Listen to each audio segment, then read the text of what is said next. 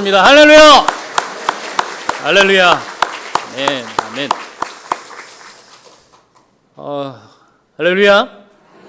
네, 이제 제가 오늘로 교회에 온 지 이제 거의 한 달 이제 다 되어 가는 것 같습니다. 주차로만 보면 이제 벌써 5주차가 됐는데 제 몸은 한 5년 지난 것처럼 느껴지는 것 같아요. 그만큼 이 한 달을 아마 긴장 속에서 시간들을 보냈기 때문이 아닌가 싶습니다.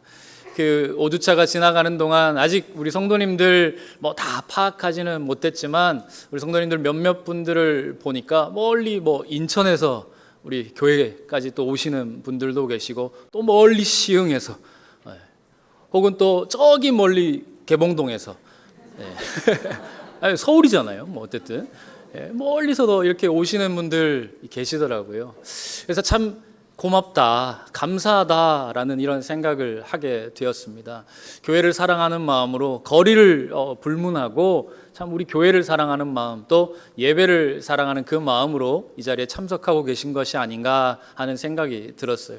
여러분, 제가 이런데 우리 하나님께서는 어떠시겠습니까? 여러분, 연애 본 지가 좀 오래되셔서 우리 청년들 오늘 이 자리 예배 참석하셨는데 혹시 연애 중이신 분들은 아실 수도 있는데 그 죽은 연애 감각을 좀 일깨우시면서 예전에 우리 연애 다 해보셨잖아요. 그때 연인끼리 보고 있어도 보고 싶고, 보고 또 봐도 보고 싶고, 이게 이 사랑하는 사이의 그 일반적인 감정 아니겠습니까? 저는 우리 하나님이 여러분을 향한 마음이 그 마음이 아닌가 싶습니다. 보고 또 봐도 또 보고 싶은 거예요. 그런데 여러분, 일주일 만에 만났으니 우리 하나님께서 여러분 얼마나 반가우시겠습니까? 아마 모르긴 몰라도요, 우리 성도님들께서 그 예배당 문으로 들어오실 때 우리 하나님이 만면의 미소를 띠고 두 팔 벌려 어서 오라고 어서 오라고 아마 여러분들 환영해 주셨을 것입니다. 사랑하는 성도 여러분, 바라긴 오늘 이 예배 자리에서 그 하나님을 만나실 수 있기를 바랍니다. 여러분을 열렬하게 환영해 주시고 사랑해 주시고 환대해 주시는 그 하나님의 은혜가 우리 성도님들에게 충만하게 임하시기를 주님의 이름으로 간절히 축원합니다. 여러분, 입체파 미술의 이 창시자라고 알려진 이 파블로 피카소라는 사람이 있습니다. 저도 몇 년 전에 이 박물관에 가서 이 피카소의 작품을 몇 점 실제로 본 적이 있거든요. 책에서만 보던 혹은 미술책에서만 보던 이 거장의 그림을 실제로 보니까 좀 감회가 남다르기는 했어요. 그런데 그 미술의 세계가 좀 저하고는 안 맞더라고요. 너무 심오하고 좀 우리의 눈으로 보기에는 약간 희한해 보여서 저것도 그림인가 싶은 그런 생각이 들기도 했지만, 아무튼 이 피카소라는 사람은 대단한 사람인 것은 분명합니다. 이 1943년도에 이 피카소가요, 하루는 파리의 이 어느 한 골목길을 지나가고 있는데 우연히 그 골목길 한켠에 누군가 고장나 버린 그 쓸모없는 자전거 한 대를 발견하게 되었습니다. 무심코 그 자전거를 바라보고 있다가 피카소가요, 번뜩이는 영감이 떠오른 거예요. 그래서 곧장 그 자전거로 가서 그 안장을 떼고 핸들을 떼어서 작업실로 돌아가서 작품을 하나 만들었는데요. 그게 바로 이 황소머리라는 작품입니다. 여러분, 사진 한번 보시겠습니까? 오 하시는데 저는 처음 보고 저게 뭐야? 저는 그랬거든요. 아니, 저것도 무슨 미술 작품인가? 라는 생각을 처음 저는 하게 되었는데, 여러분, 우리가 보면 아무것도 아닌 것 같지만 이 피카소의 손을 거치자 저 작품은 이 황소머리라는 이 작품으로 새롭게 재창조된 것입니다. 당시의 사람들은요, 이 획기적이고 예술성 뛰어난 작품을 아주 높게 평가했어요. 그래서 1990년대에 이 런던에서 이 작품에 대한 경매가 이루어졌는데, 여러분, 이 경매에서 이 작품이 얼마에 팔렸는지 아십니까? 무려 293억 원에 팔렸습니다. 여러분, 30년 전이에요. 무려 30년 전에 이 작품이 293억 원에 팔렸으니 오늘날 2024년 지금 현재로 치자면 아마 훨씬 더 능가하는 그 값어치를 이 작품이 지니고 있을 것입니다. 네, 이제 그림을 내려주셔도 되고요. 여러분, 저는 이 작품을 보면서 그런 생각이 들었어요. 작품은 재료 본연의 그 가치를 두지 않는구나라는 생각을 하게 되었습니다. 제 아무리 어둡고 쓸쓸한 곳에 쓸모없이 버려진, 누군가는 쓸모없어 버린 쓰레기라 할지라도 어떤 사람의 손에 들려져서 그 작품이 새롭게 창조되느냐에 따라서 이전의 가치는요 사라지는 거예요. 그리고 그 손을 거쳐서 새롭게 다시 시작하는 놀라운 작품으로 거듭나게 되는 것입니다. 성도 여러분, 우리도 마찬가지입니다. 지금까지 살아온 내가 누구냐? 다른 사람이 나를 바라볼 때에 너는 누구냐라고 평가했던 그 가치가 아마 있을 겁니다. 누군가로부터 받았던 그 처참한 가치의 결과로 인하여서 내 마음에 큰 아픔과 쓸쓸함으로 남아 있을지도 모르겠어요. 아니, 어쩌면 나조차도 내 가치를 아무 쓸모없는 존재, 이 세상에서 전혀 보잘것없는 존재로 우리 스스로를 그렇게 지금 여기고 있을지도 모르겠습니다. 그러나 여러분, 오늘 이 시간 우리 주님이 우리를 찾아오셔서 그분 손에서 우리가 거듭나는 순간, 주님께서 우리를 새롭게 만져주시는 순간, 여러분, 우리의 이전 가치는 사라지고 주님 안에서 우리는 다시 시작할 줄 믿습니다. 예전의 가치는 사라져버리는 거예요. 나의 쓸모없다 여겨지던 그 쓰레기 같은 그 시절의 그 가치는 온데간데 없이 사라지고요, 우리 주님 안에서 새롭게 변화된, 재창조된, 다시 시작하는 놀라운 은혜가 오늘 이곳 가운데 임하게 될 줄 믿습니다. 그러므로 여러분, 오늘 이 예배가요 너무너무 중요합니다. 여기서 주님 만나고 돌아가셔야 돼요. 할렐루야. 오늘 이 시간 이곳 가운데 찾아오셔서 우리를 만나주시고 우리를 만져주심으로 말미암아 과거 이전 것은 다 지나가고 보라 새 것이 되었도다 라고 말씀하시는 그 다시 시작의 은혜가 여러분 가운데 충만하게 임하시기를 다시 한번 우리 주 예수 그리스도 이름으로 축원합니다. 여러분, 그런 의미에서요, 이제 타임이 돌아왔습니다. 우리 한번 인사하시죠. 네, 아직 하지 마시고요, 세 분 이상, 적어도 세 분 이상 앞뒤 좌우로 인사하실 때에 어떻게 인사하시느냐, 우리 다시 시작할 수 있습니다. 인사하겠습니다. 감사합니다. 감사합니다. 감사합니다. 할렐루야. 우리 다시 시작할 수 있습니다. 여러분, 오늘 본문 말씀 우리 같이 한번 볼 텐데요, 요한복음 21장 1절 말씀입니다. 그 후에 예수께서 디베랴 호수에서 또 제자들에게 자기를 나타내셨으니 나타내신 일은 이러하니라, 이렇게 말씀하고 있어요. 여러분, 오늘 본문의 큰 단락이 지금 그 후에라는 단어로 시작하고 있어요. 그 말은 뭐냐 하면, 오늘 우리가 읽은 이 본문의 말씀이 앞선 내용과 지금 연속선상에 있다라는 걸 우리는 이 그 후에라는 단어를 통해서 알 수 있는 거예요. 그러므로 여러분, 오늘 본문의 내용을 우리가 제대로 좀 이해하기 위해서는 앞에 무슨 일이 있었는지, 앞선 사건들이 좀 어떤 내용인지를 좀 살펴볼 필요가 있는 거예요. 여러분, 특별히 요한복음 20장 19절 이하를 보게 되면 부활하신 예수님께서 지금 제자들을 찾아가세요. 그런데 이 부활하신 예수님께서 이 제자들을 찾아가셨을 그때에 제자들의 상태가요, 지금 세 가지 특징으로 나타나고 있는 것을 보게 돼요. 첫 번째는 뭐냐 하면 두려움입니다. 그리고 두 번째는 자책이에요. 그리고 세 번째는 의심입니다. 요한복음 20장 19절 말씀을 보게 되면 지금 제자들은요, 유대인으로 인하여서 두려웠다라고 말하고 있습니다. 유대인들 때문에 두려워했다라고 말해요. 왜 그랬을까 생각해 보면, 여러분, 이 시점은 우리가 알기에는 지금 예수님이 부활하신 날로 알고 있지만 제자들의 입장에서는 어때요? 지금 스승이 죽은 지 3일밖에 되지 않은 시점입니다. 유대인들의 성난 유대인들의 그 무리에 이끌려가서 십자가에 처참하게 죽으신 지 불과 3일밖에 되지 않은 시점이에요. 그러니 여러분이 제자들의 마음 가운데에는 아직도 큰 공포가, 나도 저렇게 죽을지 모른다라는 그 두려움이 그들의 삶을 지금 꽉 붙잡고 있었던 것입니다. 그리고 제자들은요, 이미 주님을 배반하고 도망치거나 또 3번이나 모른다고 부인했던 그 잘못한 전력이 있었습니다. 그래서 스스로에 대한 자책감 때문에 무기력하게 웅크리고 숨어 있었던 것입니다. 여러분, 특히 베드로는 더 그랬지요. 다른 사람은 몰라도 나는 주님을 절대로 버리지 않겠습니다.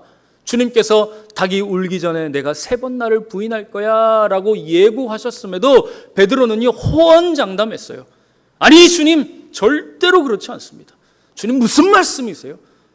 주님이 그렇게 말씀하시더라도 저는 주님을 버리지 않겠습니다. 주님 절대로 주님을 떠나지 않냐고 죽기까지라도 주님과 함께 하겠습니다 라고 소리쳤지만, 여러분, 예수님께서 대제사장의 뜰에 가서 신문당하실 때에 소녀 하나가 다가와서, 또 사람들이 다가와서 베드로에게 묻지요. 너도 그 도당이 아니냐? 너도 예수님을 따르던 사람 중에 한 사람이 아니냐라고 묻자 베드로가 어떻게 해요? 나는 아닙니다. 1번. 나는 아닙니다. 2번. 나는 그 사람이 누군지 모릅니다. 저 죽일 놈 나는 모릅니다. 3번 이렇게 베드로는 부인을 했습니다. 그리고 막달라 마리아가 부활하신 주님을 처음 목격하고 제자들에게 그 소식을 알려주었어요.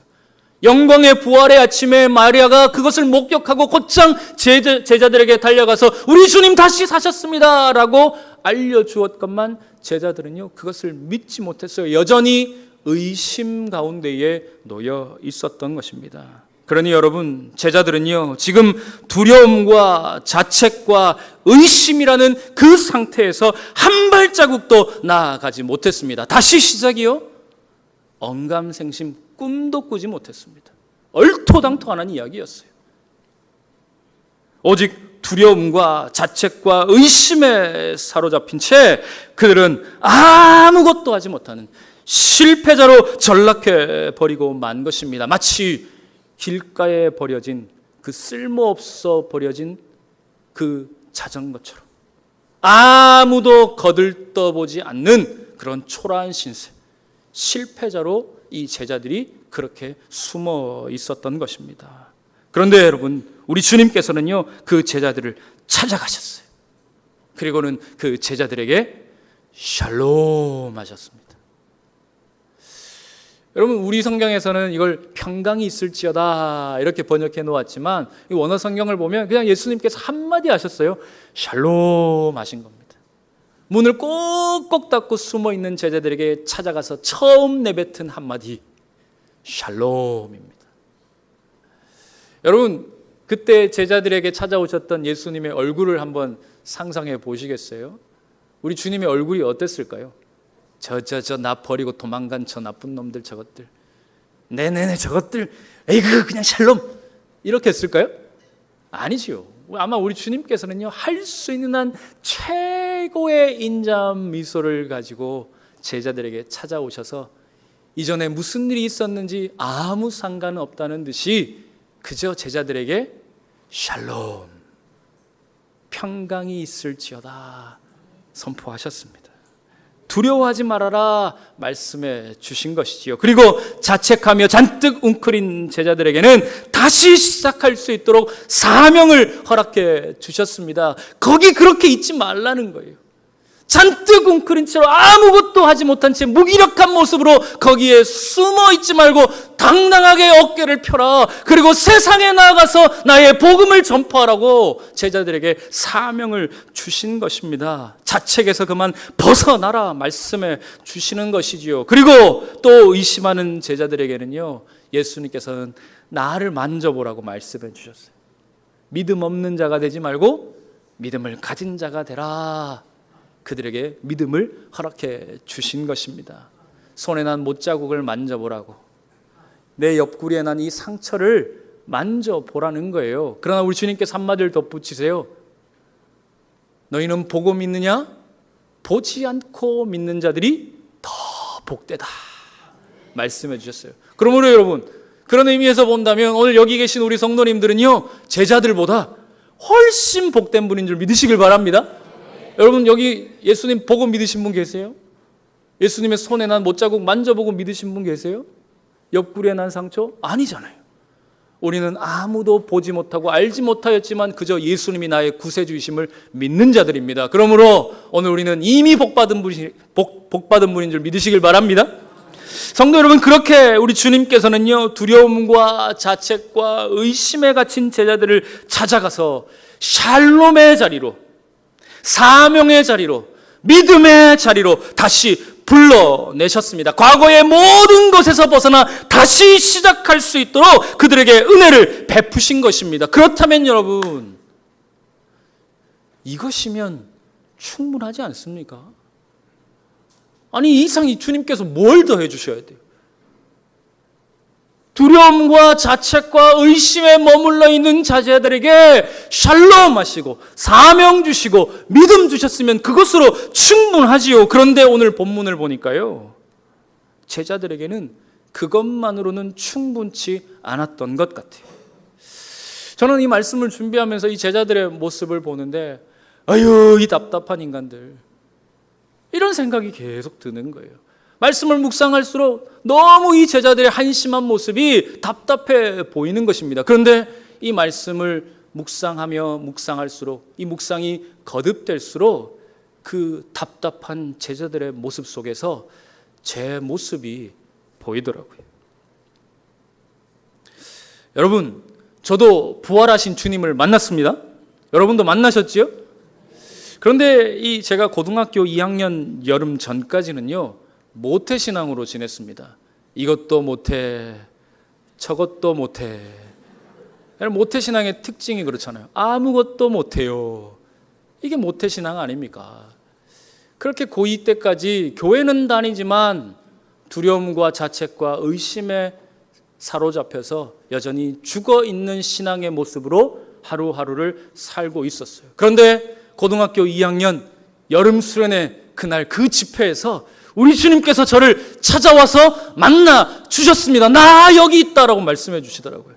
내가 살아있다라고 우리 주님께서 말씀해 주시더라고요. 저는 그래서 분명히 우리 주님을 믿고 만나게 되었습니다. 그랬다면 이후로부터 제 삶이 완벽하게 변했어야 했는데, 여러분, 저는 아직도 이 모양 이 꼴입니다. 목사랍시고 가운 걸치고 여기 서서 설교를 전하고는 있지만 저의 내면은요, 여전히 두려움이 가득해요. 저의 속사람은 여전히 자책하고 있고요, 의심으로 가득 찬 저의 연약한 속사람을 발견할 때가 한두 번이 아닌 것입니다. 그때마다 제 속에서 이렇게 말하는 것 같아요. 아유, 넌 안 돼. 네가 그래가지고 목사를 할 수 있겠니? 아유, 답답하다, 답답해. 이런 이 내면의 소리들이 저를 계속해서 괴롭히는 것을 저도 경험하게 되는 것입니다. 그런가 하면 또 그럴 때마다 반대로요, 하나님 아닙니다. 저는 하나님을 믿습니다. 우리 주님 살아계십니다. 그 살아계신 주님을 믿습니다 라고 외치면서 나는 할 수 있다, 나는 할 수 있다 반복하며 외치지만 그때는 괜찮은 것 같아요. 그런데 막상 뒤돌아서 저의 삶의 족적들을 따라가 보면 어찌된 것이 한 발자국도 나아가지 못하고 여전히 그 자리에 머물러 있는 한심하고 답답한 제 자신을 계속해서 발견하게 되는 것입니다. 성도 여러분, 혹시 여러분은 어떠십니까? 오늘 이 자리에, 우리 예배의 자리에 나오신 우리 성도님들 가운데에는 저와 같이 이런 신앙의 이 아픔들, 신앙의 이 약함들, 신앙의 이 문제들로 인하여서 괴로워하는 분들이 계시지는 않으십니까? 그러므로 여러분, 오늘 우리에게는요, 오늘 본문에서 주님께서 제자들에게 행하신 그 새로운 회복의 역사가 필요합니다. 다 죽어있는 그들 안으로 들어가셔서 그들의 죽은 세포를 살리시고 그들의 죽은 영혼을 살리시고, 그래서 멈춰있는 그들의 손과 발을 움직이셔서 아무것도 하지 못하는 제자들에게 세상으로 나아갈 수 있도록 힘과 능력을 주시는 우리 주님의 새로운 회복의 역사가 제자들에게만 필요한 것이 아니라 오늘 이 시대를 살아가고 있는 우리들에게도 동일하게 필요한 줄 믿습니다. 왜냐하면 우리도 지금 죽어 있으니까요. 죽은 것 같은 신앙의 모습들을 하며 살아가고 있으니까 말입니다. 바라기는 여러분, 오늘 우리로 하여금 다시 시작하게 하는 회복의 역사가 우리 안에 충만하게 임하기를 주님의 이름으로 간절히 축원합니다. 제자들에게 주님께서 찾아가셔서 새로운 회복의 역사를 일으키실 때에 그 역사가 일어났던 것처럼 오늘 우리에게도 주님이 오셔서 새로운 회복의 역사를 일으키신다면, 할렐루야, 오늘 우리도 다시 시작할 수 있습니다. 우리 개봉중앙교회도 다시 시작할 줄 믿습니다. 여러분, 오늘 본문 우리 1절 3절 말씀 우리 같이 한번 읽어보겠습니다. 1절 3절 시작.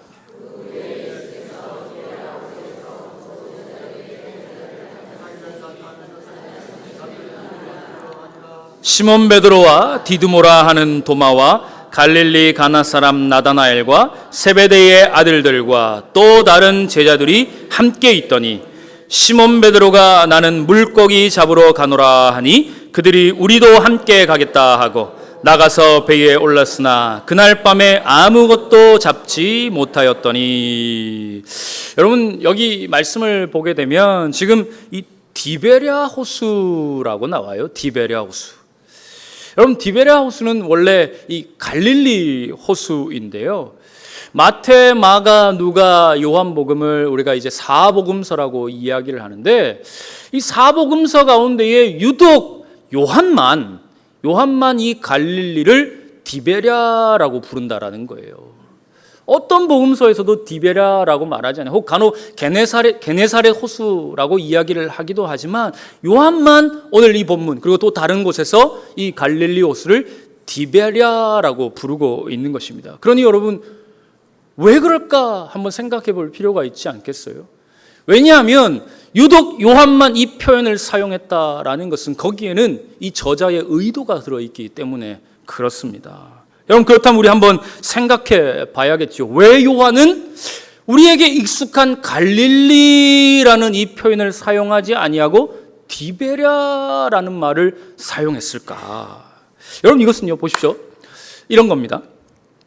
오늘 본문의 배경을요, 좀 더 선명하게 우리에게 가르쳐 주기 위해서 이 디베랴라는 말을 사용하고 있는 거예요. 다시 말해서 지금 제자들이 두려움과 자책과 의심으로 인한 이 실패의 분위기를 한층 더 강화시키기 위하여서 일부러 갈릴리라는 말 대신에 이 디베랴라는 말을 사용하고 있는 거예요. 무슨 말이냐? 여러분, 이 디베랴라는 말은요, 그 당시에 이 로마 황제가 이 디베랴라는 사람이었습니다.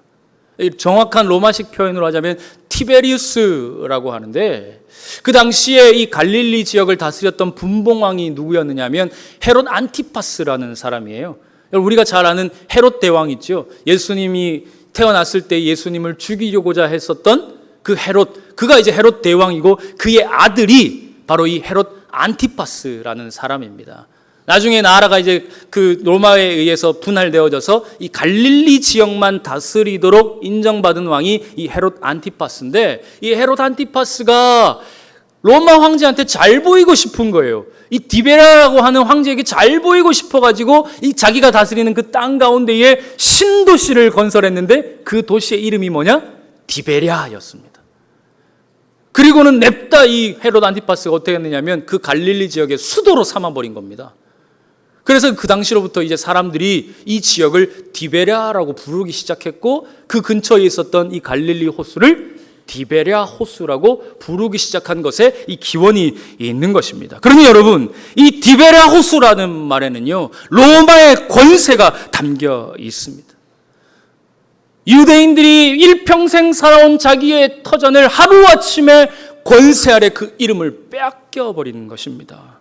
그 아래에 권세 아래 굴복하도록 느끼게 만든 것이 바로 이 디베랴 호수였다라는 거예요. 그러니 여러분, 이 디베랴 호수라는 이 설정만으로도요, 우리는 여기에서 지금 두 가지 그림을 한꺼번에 볼 수 있는 거예요. 지금 이 디베랴 호수라는 말을 통하여서 세상을 다스리고 있는 엄청난 힘의 권세가 억누르고 있는 이 상황, 이게 한 그림이라고 한다면 그 큰 힘 아래 아무것도 하지 못하고 무기력하게 물고기나 잡고 있는 이 제자들의 모습, 이 두 가지 그림이 강력하게 지금 대비되고 있는 것입니다. 그러니 여러분, 한번 상상해 보십시오. 엄청난 힘의 권세가 그들을 짓누르고 있는 그때에 아무것도 하지 못하고 그저 물고기나 잡고 있는 연약하디 연약한 무기력해 빠진 이 제자들이 그 속에 있는 그 모습 말입니다. 여러분, 이 풍경은요, 머릿속으로 한번 상상해 보시면 이 풍경은 제자들의 그 연약함이 더 크게 보이는 것 같아요. 오히려 이 디베랴라는 말 때문에 제자들의 실패자로서의 모습들이 더 강력하게 우리에게 다가오고 있는 것입니다. 여러분, 이런 상황에서 지금 제자들에게 희망이 있을까요? 세상의 강력함이 사라지지 않은 채 그들을 짓누르고 있는 때에 여전히 두려움과 자책과 의심 속에서 아무것도 하지 못하고 주저앉아 있는 제자들에게 다시 시작할 수 있는 기회가 올까요? 그 누구도 그렇게 생각할 수 없습니다. 여러분, 이것이 오늘 본문의 상황입니다. 그런데 바로 그때에 이런 일이 일어났습니다. 여러분, 4절부터 6절까지 말씀 우리 또 한번 읽어보겠습니다. 시작. 날이 새어갈 때에 예수께서 바닷가에 서셨으나 제자들이 예수이신 줄 알지 못하는지라.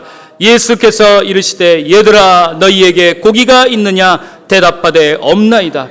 이르시되 그물을 배 오른편에 던지라. 그리하면 잡으리라 하시니 이에 던졌더니 물고기가 많아 그물을 들 수 없더라.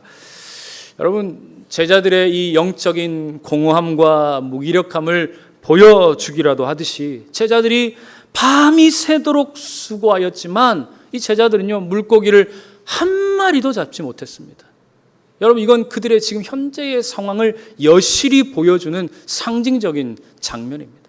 밤새 수고하였으나 아무것도 잡지 못한 거예요. 철저하게 무능하죠. 철저하게 무기력한 상황입니다. 철저하게 실패한 상황이다라는 거예요.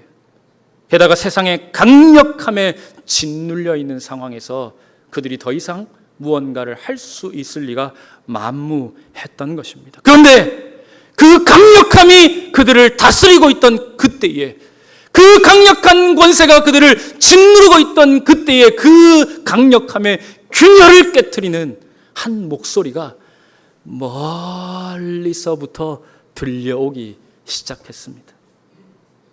따스한 주님의 음성이 그들에게 들리기 시작한 것입니다. 얘들아, 너희에게 고기가 있니? 얘들아. 여러분, 이 얘들아 하는 표현이요, 참 재미있는 표현인데요, 이 헬라어 원어를 보게 되면 이 얘들아 할 때 이 단어가 파이디아라는 말입니다. 근데 이 파이디아라는 말이 뭐냐 하면 아가야 이런 뜻이거든요. 이걸 듣고도 조금도 이상하지 않으시면 지금 잠드신 겁니다. 자, 깨어나십시오. 여러분, 잘 생각해 보세요. 제자들을 불렀다니까요. 제자들이 지금 12살, 아니 12살도 아가야라고 부르면 좀 이상하긴 하죠. 뭐 어린애가 아니잖아요. 적어도 30살 이상, 40살 이상, 뭐 정확하게 몇 살인지는 누구도 모르지만 아무튼 간에 그 다 큰 제자들을 33살밖에 먹지 않은 예수님이 아가야, 이제 좀 이해가 되십니까? 여러분, 성경에서요, 제자들을 아가야, 파이디아라고 부르는 장면은 여기밖에 없어요.